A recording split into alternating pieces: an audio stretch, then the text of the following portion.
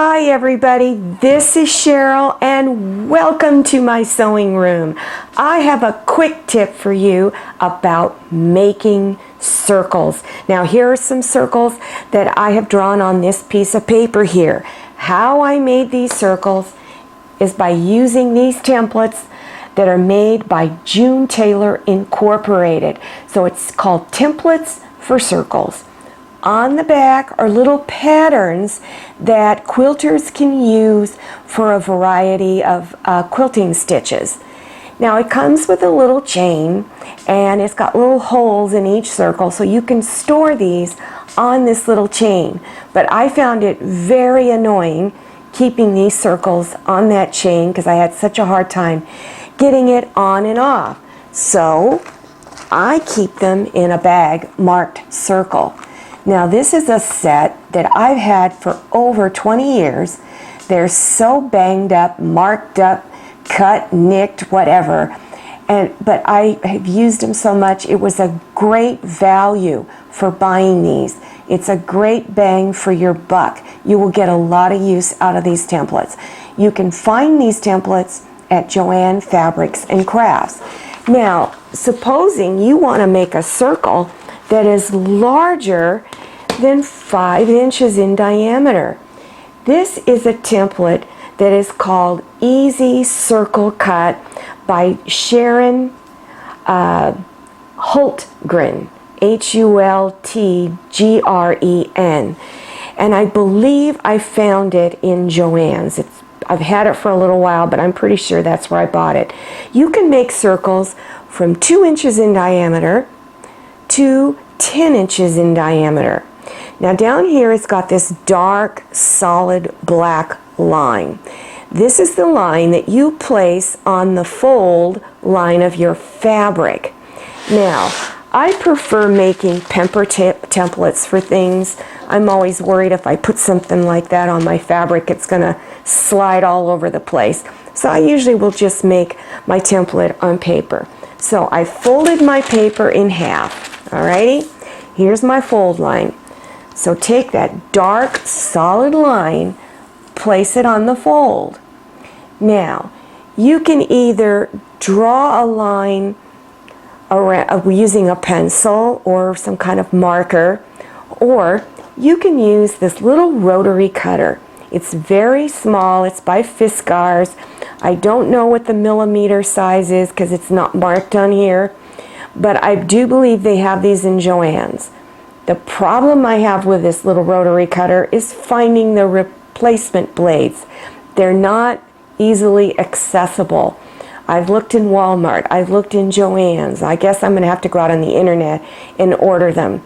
But they are great on templates like this because you select your size and just put it in the little grooves in here and cut your fabric out very, very quickly. So I really like this template.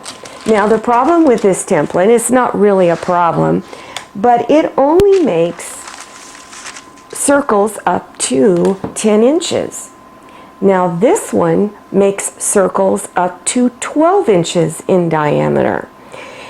So it has all of these different lines on here. Now there's a solid line here on the side and there's one over here too. This is what you would put on the fold. So again, I'm using paper instead of fabric. You would either fold your fabric or paper. Like I said, I prefer paper templates. Fold it once. Whoops, here we go. And then fold it again. Now take your template and place it on the fold lines. Here and here. And then use your little rotary cutter or put a pencil in there and draw around it and then cut it out, and it just goes right through there. This is really, really quick way of making circles. Now supposing you're making a basket. I'm in the middle of making a basket video, but I felt it was important to do a separate video on circles. Now here is the bottom of my basket and I want to make walls that go around the sides and on up. But I don't know how much fabric to get. So we're going to figure out how to calculate that fabric. So the first thing you need to do is, what's the diameter? That means from this raw edge over, we need to figure out the diameter. So just take either a ruler or a tape measure and just go across. This is a 12-inch diameter circle. Once you find the diameter, now you're going to find that circumference. That's the distance around the circle. So you're going to go back to your junior high, high school days in either your algebra or geometry class, wherever we learned about pi. This is that little symbol. You remember this little symbol? Pi equals 3.14. It's much longer than that, but I'm not going to bore you with all those extra numbers. Just remember 3.14. You're going to multiply that times your diameter, which was 12 inches.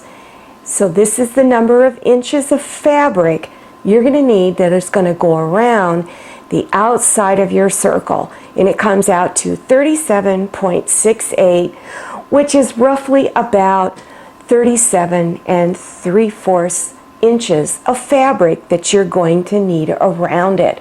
Now, I know it's important to learn math. I used to ask myself that question all the time when I was young. Why do I need to learn math? I was probably the worst math student in class. I just hated being there, much to my mother's dismay. She was a straight A student. But let me tell you, the reason why you need to learn math is for this. If you want to get really good at creating your own things, the more you know about math, the better you're going to be. So learn some of these little basic formulas, just a little life lesson that I had to learn the hard way for all of you. Now, if you liked this video, click on thumbs up. Also, click on share to share this video with your friends. And if you haven't subscribed yet, then click on that red subscribe button in the lower right-hand corner of your screen. Enter your email address and click on the little bell so that you receive future email notifications about my latest video. I'm Cheryl. So glad you came to my sewing room. See you next time, and happy sewing!